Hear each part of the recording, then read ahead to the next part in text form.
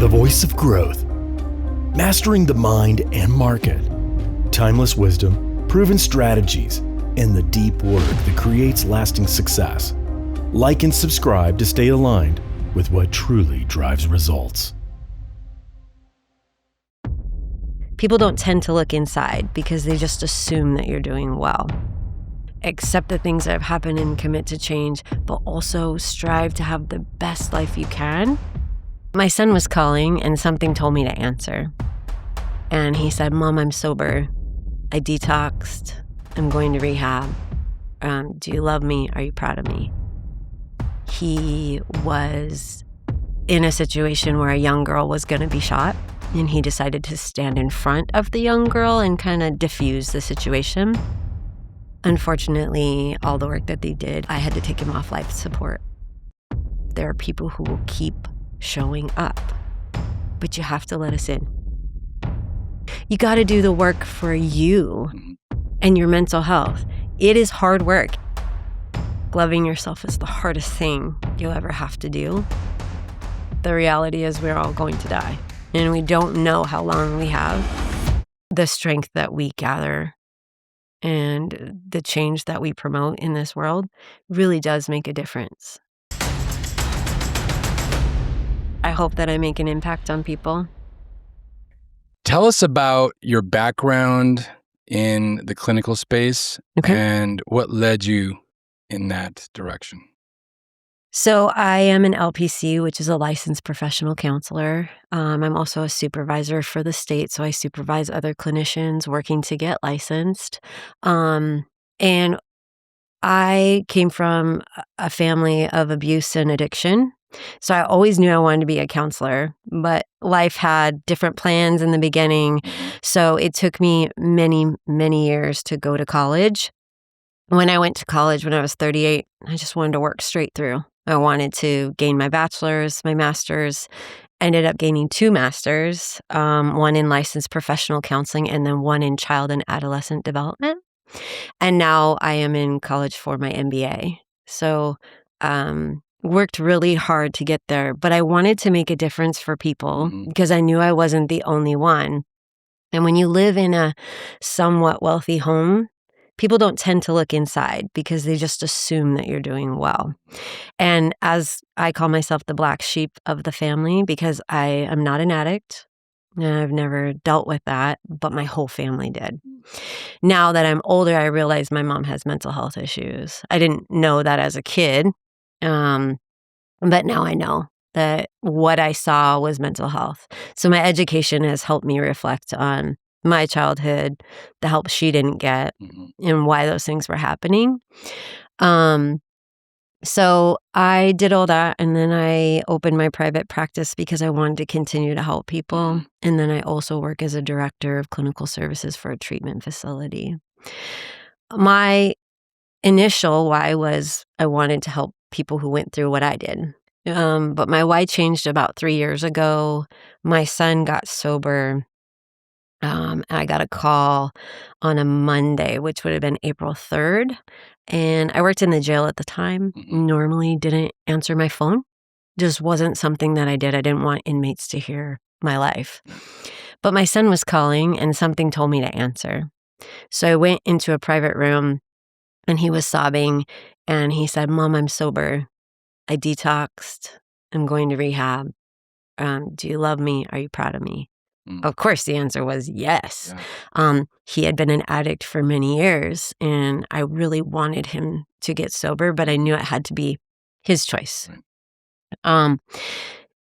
Unfortunately, 3 days later, I got a call at 9 p.m. at night, and I had just had a young lady screaming on the phone that he had been shot. And I got as much information as I could. And then he was in Washington State, where we're originally from. So I found where he was. And unfortunately, all the work that they did, I had to take him off life support on April 6th. He was in a situation where a young girl was going to be shot. And he decided to stand in front of the young girl and kind of diffuse the situation. He's a big guy. And I think he thought that he could help. And it ended up that the young man shot him instead. and it was a hollow point bullet. So unfortunately, it took his life. What I found very interesting for me is that my son owned a gun, and he did not have it on him. But what he did have on him was an NA Bible. I knew that meant something to him because that's not normally his MO to carry something like that. So I really wanted to know why he had that, why it meant so much. So that's why I got into the recovery portion. I had worked with inmates. I had worked with, mental health, not so much the substance use side. So this has really opened my eyes to recovery, how hard it is, what people struggle with, the families that are involved, just the whole dynamic. So it's really taught me a lot in a short amount of time. I feel like he was just here, and then you blink and it's 3 years later. The blessing in all of it is I have his daughter. So I have a granddaughter who's going to be 9, and she's like a mini me. So it's you have to find the positives in it. There's a lot of discussions that I have with parents, especially moms. I have met so many people that have had a tragic loss like that, and they just are so lost. They don't know how to function in life anymore. And so I try to give them hope because it is possible to live through this. Yeah. It's possible to be strong. It's possible to help others. It's possible to get up every day, but they don't see it a lot of times. Right. And their families are suffering. Right. There's things that are happening. So I find that being able to help them is a huge part of what my self-care is, because seeing them see the world differently. I recently got to work with a mom. Her son was killed here, and it was fresh, 3 weeks. And she said, I have to leave treatment. I can't be here. I said, can we talk? I think we need to talk. So I shared my story with her, and she said, this is the first time I've been able to breathe in weeks. And that for me was huge. She only spent a little over a week with us, but she was able to leave in a different space and go home with her family. I think that those things are like the biggest gift I can give someone else, but also they give back to me. Right. Because you get to see that change, that ability to see past the pain and to grieve the loss in a way that's productive. I just often see people want to take their own lives. They struggle with their mental health. They become addicts to numb the pain. And I don't think as a society we do a good job at supporting people. No. And do you think that there's some people in the business world and other worlds that I'm part of that sort of say that we're in a mental health epidemic, that social media is causing part of that. The way that the family structures change is part of that. The way that the government is involved is part. Like there's all these things that are coming together to make people lonelier, more depressed, and not able to discuss their feelings. Would you agree with that? Absolutely. It's so hard to watch people suffer. And there's a large majority of our society that suffer, some in silence, some not in silence.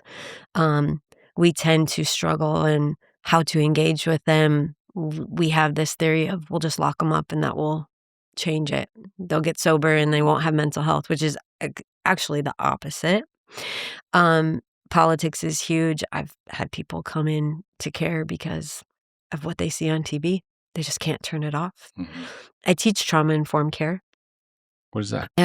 Trauma-informed care is really about understanding the patient, understanding where they're coming from, instead of what's wrong with you, what happened to you, and how can I be here to help? If we look at people from a trauma-informed lens, I'm really looking at you as this could be a long history, a short history, but I'm going to meet you with compassion and empathy. And we're going to work through it together instead of you come into treatment and I just tell you what to do. I see. Because that happens a lot. Yeah. We say, oh, we'll fix people. We don't fix people. People have to want to change for themselves. Mhm. So I want to teach people that when we meet people with empathy and compassion, they realize that there are people here that truly want to help. And there's a lot of people in the world who truly want to help. Mhm. But we sometimes get lost in it and don't quite know how to do it. So the more we meet people where they are and really find out what happened to them and bring that to light and show them there is a possible way to work through it and change, the more successful they will be. Mhm. And that's the point. Yeah, so I can see elements of that. Thankfully, I never really struggled with, we'll say, extreme mental health issues. I've been depressed. I've been sad. I would Yeah. say depressed, and I've had moments like that. But I came from a culture where, first of all, my father died when I was 1, so I'd never had a father, which kind of informed my world Mm. because first of all, little kids would tease me because kids are going to be kids. And then all my aunts and uncles would sort of like hover around me saying, "Oh, he looks just like his dad," and this and that. And I had this weird relationship with that, the ghost of my father, for a long time because I didn't, first of all, I was like, I didn't know what to think of it. And then later on in life as a teenager, I pushed it away. Like, no, I'm my own person. Mm. And now I embrace it and I'm happy for it. And the culture, of course, being Hispanic, Mexican origin, is very much like just sweep it under the rug. Mhm. Don't talk about it. Shouldn't be up, in the conversation. Mhm. And I've had to work my butt off to try to get through that. And that's one of the reasons I do this podcast, because it is in my version of giving back Mm. in my path that I found, which is Stoicism, which is essentially a philosophy that the obstacle is the way, right? Things that are there to hold you back are the path to get you to a better place. Kind of like if the world gives you lemons, you make lemonade and you make margaritas and you make all these things, Right. right? So that's the sort of framework, which is always hard to do. Mhm. Do you see in your practice, either in actually your entire experience, do you see, we'll call them more from the outside, level-headed, executive level, professional level people struggling and finally coming to terms with some big issues? Definitely struggling, sometimes coming to terms. I think that, the more I learn about executives or leadership, we tend to just put it to the side because we have to be there for others. We're leading, we have people following us. We're supposed to have it together. So there are some that will come and finally say, I've had enough. I need some help. I need to change. And they are able to make big changes. I think still as a society, as much as we'd like to say we're great about mental health, we are not. And we still have opinions about it. And, I see it a lot in law enforcement and military. They say, if you need help, just ask. We'll get you help. The truth is, there's repercussions for getting that help, whether they say it or not. So we're really putting people in these very demanding, hard, tough jobs in a very awkward position to ask for help. Because if they truly do, they either lose their job or they're treated different. Right. If they don't, they're criticized for their behavior. And so I find it very interesting that we do that. We say all the right things, but our actions do not represent our words. So I see a lot of that in my private practice because they want to know I'm not telling anyone. I'm not a part of their job. I see. I'm so you're not separate. Yes, because I'm not through their employee assistance program, so their position is not in jeopardy. They don't feel like I'm going to go tell on them, Mhm. so it's safe. But it shouldn't have to be that way. If you need help to process something, all the death you've seen, all the horrible things that you've seen, the harm that's done to others, and then your own personal stuff, you should be able to talk to someone and work through that without repercussion or the feeling of repercussion. Right. Yeah. And those industries in particular, law enforcement, I mean, you're supposed to be the tough guy, or from the military people, right? You're not supposed to be a human being. Yeah. I have friends and people in my life that I've known that have been one guy was my EMT teacher a long time ago. He told me that he started taking pictures at 15 years old. He was interested in photography, and somehow he got roped into taking pictures of like bodies that were smashed on the highway. Mhm. And he said that this old timer pulled him aside because he was, stunned with what he was looking at. And he told him that those are just houses where people used to live. Mm. And that stuck with Ernie, this gentleman, for Yeah. decades. And there's a certain separation there. Is that healthy to separate from reality, or is that, what do you feel about that? So it's compartmentalizing, which a lot of us do, but it can be dangerous. If you compartmentalize too much and it goes too long, there's usually effects because our brain is only so good at that. And our somatic, which is your mind-body connection, Mhm. is huge. So we can often think we're great at compartmentalizing. I've heard people, I'm so good at it, but then I watch them getting physically sick. That's because your brain is telling you you're not good at it. Mm. You think you are, but you're really not. And so your brain is telling your body, I'm not healthy. And so sometimes it comes out in physical ways. Maybe we're getting sick a lot. Maybe we have a lot of allergies. Maybe we can't get out of bed some days. We tend to sleep a lot or not at all. These are things where our mind is telling our body, you're not healthy, Mhm. but we don't recognize it because we're doing so great at compartmentalizing, right? We've got this together. We don't have it together. But we expect it. I used to be a CO in a maximum men's prison back in the 90s in Alaska. It was a hard job. But I saw a lot of the officers I worked with Mhm. really struggling. I knew it wasn't the job for me because I used to go down and read the files. I'm old, so this was back in the day when everything was on paper. Yeah. So when I would work the night shift, I would go down and read about the patient or about the inmates. Mhm. I wanted to know how they got there. Yeah. And most of the COs weren't interested in that. It was about telling people what to do and that they better listen. Mhm. And for me, I thought, I don't know that I could do that a long time. Like that would really skew me in this world of seeing people that way. And it did. A lot of those men had a lot of issues. Now, when I reflect back with my education now, there wasn't a lot of women in the field. I think there was 4 of us in the whole prison. That's not many. Yeah. Most of them were men. And it was a male-dominated business then. So I feel like that taught me a lot Mhm. about what I wanted to do, but it also taught me how severe mental health is in those type of fields and how it goes untreated. Because as long as you come to work and you do your job and you're tough, Right. we don't care. Tell us about acceptance and commitment therapy, because I understand that's something that you practice. Yes. So I was very blessed. My clinical supervisor was a psychologist, and this was something that she was very passionate about. And I tell people, first we have to accept what's happened or what we're going through, Mhm. and then commit to change. So it's about what has happened. How do we analyze what's going on with us? I like it because my business is Analyze You, because I think a lot of times we want others to have accountability and we forget that we have no control over that. Mhm. So we really have to analyze ourselves and how we process and how we work through things, which can be super hard because Yes. it is so much more freeing sometimes to say, well, that's their fault. I didn't do it. They did this to me.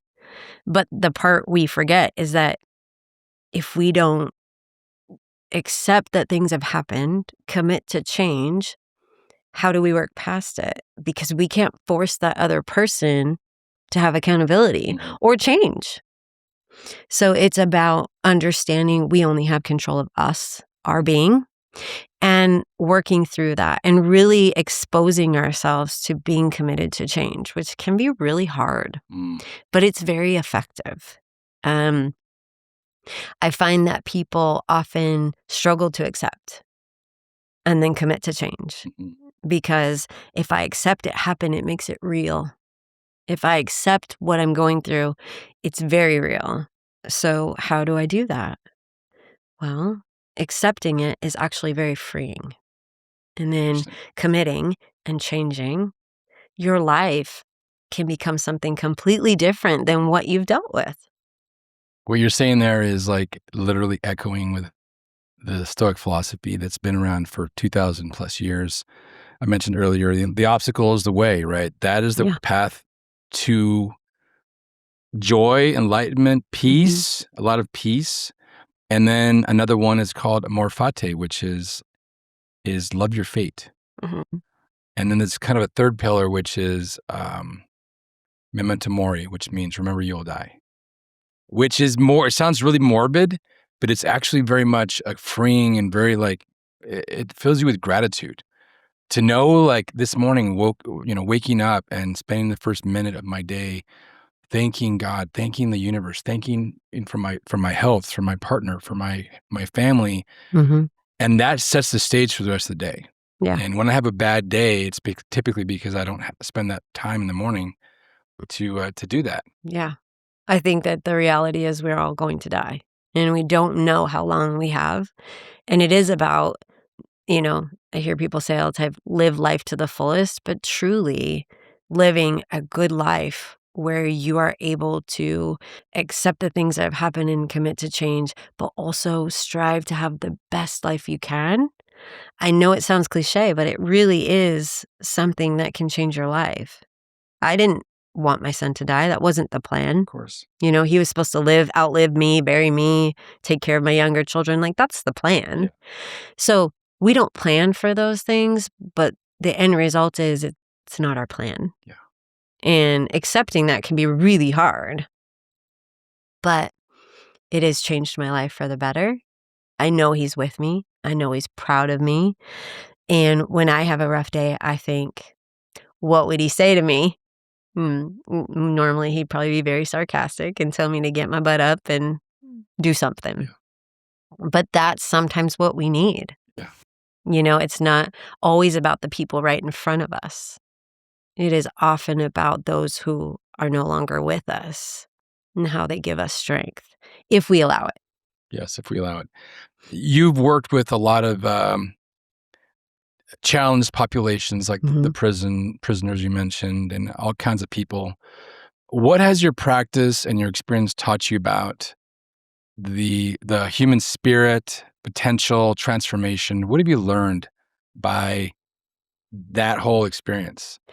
For me, working in the higher acuity, so working in the psychiatric hospitals and then even at Pima County Jail, it was, I was a therapist. I was in there working, or the clinical director in those places. And you see people in crisis. They're having the worst day of their life, maybe several.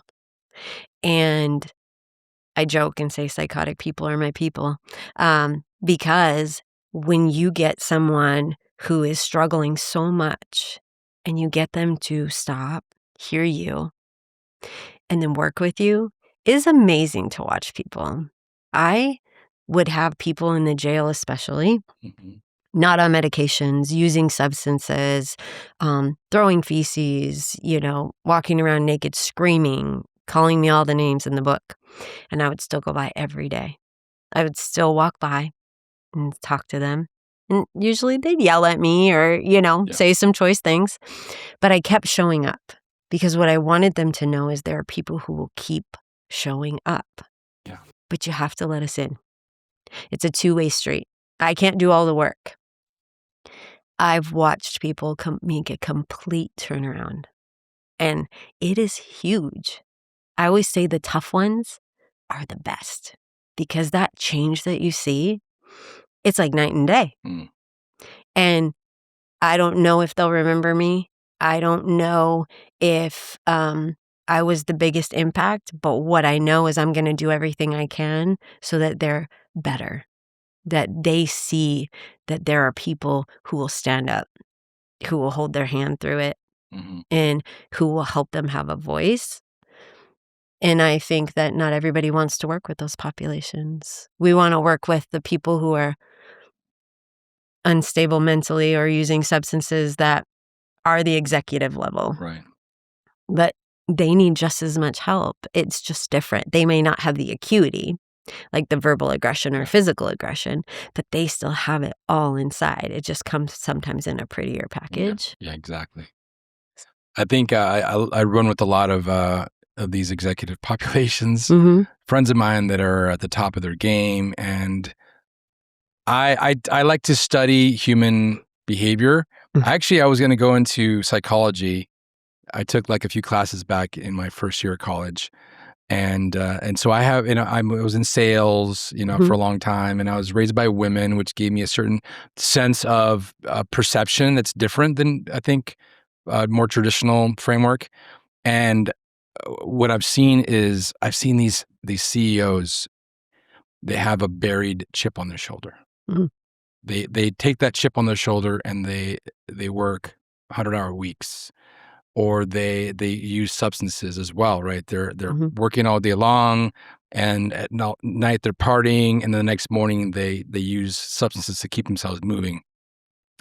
What would you say to a new clinician you're training or working with about how to work with somebody like that? I mean, because these guys aren't going to let you in immediately, right? They're Yeah. going to be pushing that. But if they have enough fortitude to come to you saying, "Hey, I need your help," how would you to teach these new clinicians how to break in, or how to, I don't, maybe that's not the right term. Yeah. How to get in. Yeah. How to get them, Yes. because getting them is the hard part sometimes. It is showing up. It's about being genuine. I am not a fan of, we learn in education, especially when we're therapists, how are you feeling today? That's crap. People see through that. You need to be genuine. Sometimes it's about calling you out. Like, you're here for treatment. What are we doing? I mean, this is a nicety. We're doing these niceties, but that's not why you're here. So let's do the work. When you go to work at your executive job, do you just hang out at your desk and sit? No, you do the work. You got to do the work for you Mhm. and your mental health. It is hard work. It's probably some of the hardest work you'll ever do. You're going to go back to your job and be like, this is cake. Yeah. Because what I just did was hard. Self-reflection is one of the hardest things we have to do, and working to change even harder, because we can hide behind work. Look, I'm just as guilty of it at times because I have a hard job. I work a lot of hours. And when things maybe are tough, I'm like, oh, I'll just do a little bit more work because then I don't have to deal with it. I always have to deal with it at some point or another. And I think that you have to be genuine, creative. That's where I come from. There's a lot of modalities out there. There's ACT, there's CBT, DBT. We have all these modalities. And I always have people ask me that. And then I say, so we can do all that. But if we're not creative in our approach, and if we're not genuine, we won't get a lot of people. They will literally be like, well, that was a waste of time. Nothing really changed for me. I mean, you taught me a couple things, but I'm going to go back and do exactly what I've been doing. So if you're genuine and they get that you truly care and you're not there just for a paycheck, you're not there for the status, but that you understand and you are there to help them change, that's the best thing you can do. The other stuff, I mean, education, you need it. But if you're just going to work out of the book, I don't think you're going to be very successful, in my opinion. Have you ever watched The Sopranos? I have a long time ago. Yeah, you should rewatch a couple of the episodes when Tony Soprano is working with his therapist. Because I mean, I just thought about that as you were talking. She was trying to get him, and he was showing up, but because of his personality, it was, they were like butting heads, and she's like, no, cut the crap. Yeah. And so in a matter of speaking, she was telling the mob boss kind of what to do, and eventually he would listen. Yeah. So kind of interesting. Yeah, you have to sometimes, right? Like, as executives, CEOs, people who've run their own companies, they're used to telling others what to do. They're used to running the show. They need people to comply. They need things to work. They have to be innovative. There's all these things they have to do. Well, we're going to have to do the same thing to get them. And you have to do it in a way, though, that doesn't make them feel small, doesn't demean who they are. Like, we have to be very careful. We have to walk this fine line. But if you can get it, it's amazing. Because I've had lawyers come in and be like, it's changed my life. And that's the point. Like, you need to change your life. We're just helpers. Yeah. And when people can do that, that's something they can keep up. They might need us more than once. I don't know. Treatment's not magic. Sometimes people come through a few times. That's okay. This is kind of maybe a silly question, but does treatment work? Yes, I believe it works if you put in the work. So that's the caveat to it, right? I can go to treatment, hang out for 30 days, stay in my room most of the time, not go to any groups, not engage with my therapist. It's not going to work. You'll be back, or you'll continue to use, or you'll continue to have mental health. That's a no-brainer for me. Now, I'm going to push you so that you do, and my team's going to push you so that you engage. But you have to want to do it. I can hold your hand, but in the end, you have to be open to it. If you're not, it's not going to work. It's just like therapy. Mm-hmm. I know there's people who are like, well, I'm going to therapy, but it doesn't work. And my question always is, are you putting in the work? Is it just the therapist talking at you? Or are you actually engaging and telling them the truth? Or is the truth too hard? How important is environment? I say this because I have a cousin that has been in and out of recovery and treatment and blah, blah, blah. And he's, every time I talk with him, he's like, no, this is the time. And I believe him, and I want to believe him, and I want to support him. And then I hear 6 months later, he's, back doing the stuff again. Yeah. And I believe a lot of it's because he's going back to his crew, his buddies. Mm-hmm. And even though he's telling him, no, you get the you get like some old school, fundamental, like grade school, like belonging kind of stuff, working its way through. How important is environment? It's huge. You need to find new friends. And sometimes you have to find new family. Like that. I mean, that's the sad part about it, is that our families can be very sick. And sometimes we have to put those boundaries in place that I can't be a part of that for my own health, for my own recovery. And I talk a lot about that and putting boundaries in place and how hard that can be. People don't like to think about having to cut off your mom or cut off your dad or your sister or your brother, because we live in a society that says, love your family no matter what. But that's not always healthy. If my mom's an addict and I'm an addict, and I go through recovery and she refuses to, and I go to her home and hang out with her, I'm using it again. It's not beneficial for me. So until she decides to get her help, then I need to stay away from her. And it's not because I don't love her. It's because she's not healthy for me. But that's really hard. It's just like when I talk to kids about gangs. We don't see them as much anymore, but they still exist. Yeah. And they were very big in the 90s and the early 2000s. So I would talk to these kids that were substance use teens, a lot of them homeless or in gangs, and I would say, I understand why. You were looking for family. You were looking for someone who supposedly loved you. Well, our friends that use with us, they're like family, right? Because we do the same things.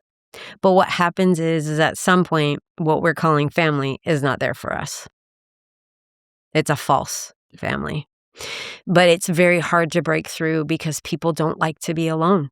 People don't want to be lonely, especially when they're struggling with mental health or recovery. But what I love about where I work is we have alumni. So when you go through this with others, afterwards you get to be a part of our social media site. You get to come to our alumni meetings. We had an alumni reunion this last weekend. Hundreds of people coming that got to be a part of this. Some of them were had been there 2 decades ago. Some of them were newer. But that's where you can find new family or friends, people who are going through the same struggles. You can reach out to each other when you're hurting. You can reach out to us when you're not doing so well. And we can get you resources if it's not us. But again, hard to do, but necessary. Mm-hmm. And when I spoke at the reunion this weekend, that was a lot of what I was saying. My mom's not healthy, so I don't have a relationship with her because I need to have good mental health. Yeah. And is that easy? No. Yeah. It's not easy to say that to somebody who raised you and was a huge part of your life. Right. But she's not healthy. Yeah. And I refuse to be unhealthy with her. Right. And I refuse to allow my younger children to be unhealthy with her because my oldest was. And I saw what it did to him. Yeah. And so I empathize with people on how hard it can be to walk away from what you felt like was that support. Hmm. So I think your cousin's going through the same thing. Yeah. And he's got support from the family side to some Yeah. degree, although there's some structures there that are maybe unhealthy. Mhm. If you had a way to give a message to the world, some silent whisper that everybody would realize about what you can offer as far as like joy, contentment, Yeah. all these things, what would you say to the world that's uniquely you as a Yeah. message to say me or to whoever else? Yeah. Our tragedies or our trauma doesn't have to define us. Um, it can actually make us a different human, a supportive human. Look, loving yourself is the hardest thing you'll ever have to do. And some of loving ourselves is about letting go of things, Mhm. putting boundaries in place, and kind of reinventing ourselves, which is part of that change, right? When something happens to us, taking it and saying, what positive could come out of this? No kid wants to be harmed. Nobody wants to lose a child. Like, these aren't things. I could have let it define me. It literally could have been my demise and nobody would have blamed me. There's not one person that would be like, "Well, I can't believe you let that bother you." Yeah. But out of everything we go through, we can and we do have the opportunity to change others as we change ourselves and help them see that change is possible. Yeah. Not change them, see that change is possible. And if you give up on yourself, it's the worst thing you could do. There are days when I don't want to get out of bed. Now, I don't want to do this, but I need to. I need to because there are so many people that need people. And I know I'm strong. Mhm. And I know that I have to continuously dig for that strength. There's so many things that people say in the world, and there's so many cliches and, slogans that we live by. But the truth is, this life is hard. It's really hard. And the strength that we gather and the change that we promote in this world really does make a difference. I think sometimes people think it doesn't. Mhm. But if everybody laid down and just said, not me, what would this world be like? I think that there has to be people who fight for others and who stand up. So, look, I'm not going to change the world, but I can help people along the way that make a difference. So, whatever small impact you have, I call it worth it. Have you ever thought about quitting? Yeah, I did when my son passed because I was working in the jail. I thought, how am I going to walk in there? How am I going to go in there and do this? Because I'm angry. Kid shot my kid. Yeah. I'm angry. I wanted somebody to pay in that moment, which nobody blamed me for. Um, and I cried. I remember walking in the jail and you have to go through all these doors, to get in. And I remember being in a corridor and sometimes it took a few minutes for the door to open and just bawling, thinking, I can't do this. They're going to see that I'm upset. What if one of them killed a kid? How am I going to deal with them? And I went in my office. I was surrounded by so many people with empathy and compassion for me. And I thought, all right, got to get yourself together. And what I found was, even though they didn't know my story, the empathy and compassion I received from the inmates that were in there. Just noticing my demeanor was a little different and I had been gone. It's nice to see you. We've missed you. How are you doing? And I said, well, it's not, I'm not the important thing here. And they said, we can tell you're different. That's amazing. Wow. It shows me that they have empathy and compassion and they're not a throwaway. Right. They're not a, lock them up and throw away the key. They have families too. And what I thought about was my son got in trouble. He had been to jail. He was an addict. How would I want my son to be treated? because I love my son very much. What I wouldn't want is people to give up on him. Yeah. What I wouldn't want is people to treat him less than. Yeah. So it was about gaining that strength from him. And what would quitting have shown me? What would quitting have shown my kids? Yeah. So, and my granddaughter. You know, in all of this, the young man that killed my son only got 9 years. That was hard to swallow. I went to court for it. It was all over the news. My granddaughter went with me. She held a heart urn, which has some of his ashes in it that I bought for her. And she stood there with me as we spoke to the judge. Mm.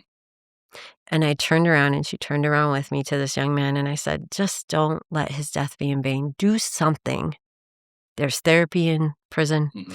You can get a job. You can go to school. There's so many things you can do. Please don't waste it. Please. Yeah. You know, you're lucking out here. 9 years is not a long time. No. You're going to be less than 30 years old when you get out. Do something with your life. I could have gone another route. I could have been angry. Again, nobody would have blamed me. But that wouldn't have been good for me. And it wouldn't have been good for my granddaughter.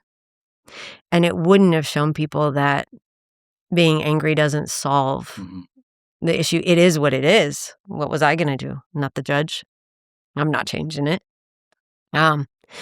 So I wanted him to know that I understood he didn't come from the best life. Mhm. And he has an opportunity, one that my son won't have. But I also wanted to teach my granddaughter that being angry, not caring for others, was not going to serve us in this life. So, I don't know. Do you forgive him? I do. I do. His father apologized to me as well. He was in tears. The prosecutor was in tears. I mean, so many people cared. She really wanted more, which I get. I wanted more too. But I also knew that if I hung on to this, it was going to eat me up. Yeah, for sure. I do forgive him. He's a kid, lost his mom to a drive-by. You know, I can't imagine what he had gone through as a child. And I don't think as a society we did much for him. Mhm. I'm not blaming us as a society, but I think we could do better. And I think anger and the need to protect himself, among other things, came into play. And I don't think he was right. I hope he never does it again. But I had to forgive him. Yeah, I get it. It must have been quite a internal struggle. And like you said about those inmates that were asking how you were, they saw something different. I mean, they might have dealt with their own version of that Mm-hmm. if they would have killed somebody or if they would have done this or that. Maybe they, in their own life, they had people killed or. Yeah. Yeah, we tend to see this, and I'm just as guilty as anybody else. I tend to separate myself from that sort of type of person Mm-hmm. or somebody homeless, some homeless guy or whatever.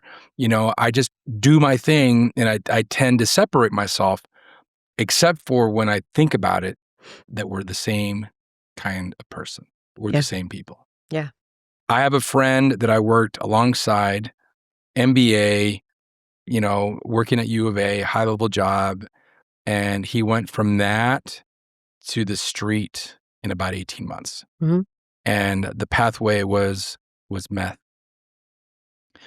Within that pathway, he lost his house, his wife, his job, his everything, and ended up in some, you know, hotel doing a deal or whatever, and he got thrown in jail, which I believe is the best thing that could have happened to him.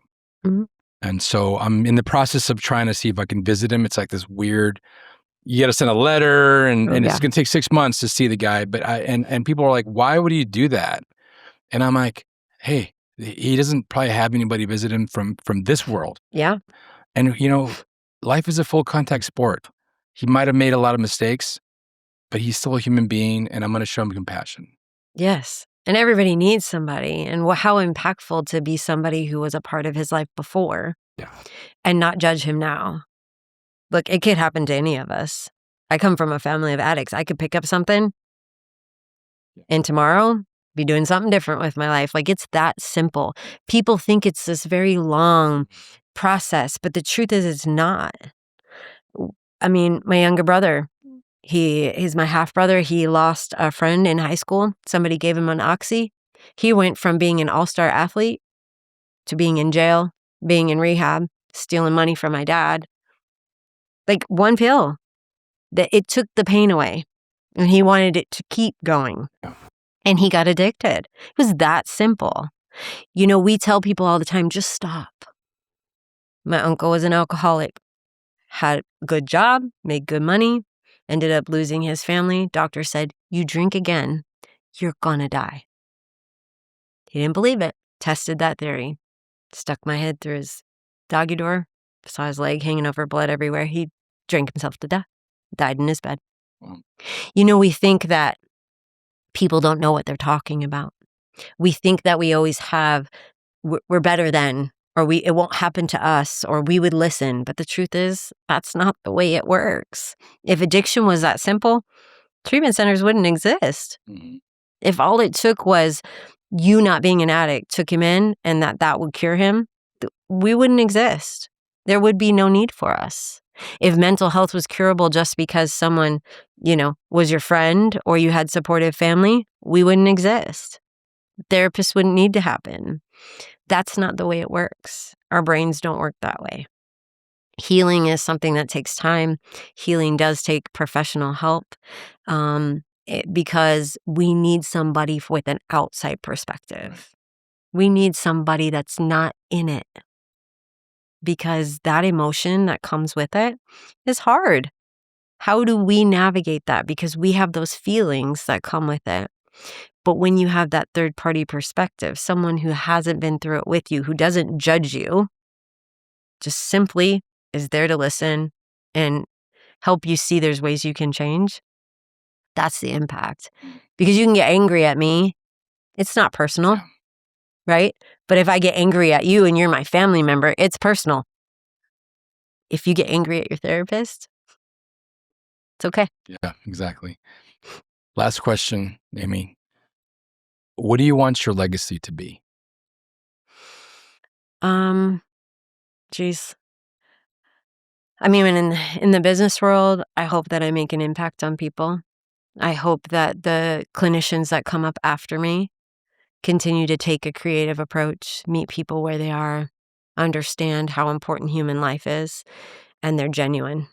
You know, all the people that I work with clinically and supervise, like, I hope they see that they can have a huge impact. As far as my family, I want my children to just be amazing humans and to see how hard their mom worked and that I didn't let life beat me. They both have mental health. They will have struggles. Mm-hmm. I know that. But I also want them to see it's possible. So, I don't know. I don't think of myself as having a huge legacy. I just think of myself as just an average human. But an average human who really cares. And that every day we walk this life, every day we get better, counts. Yeah. I think that's great. Well, thanks so much for your time, Amy. Thank you. It's been a pleasure to meet you. I really appreciate it. Yes.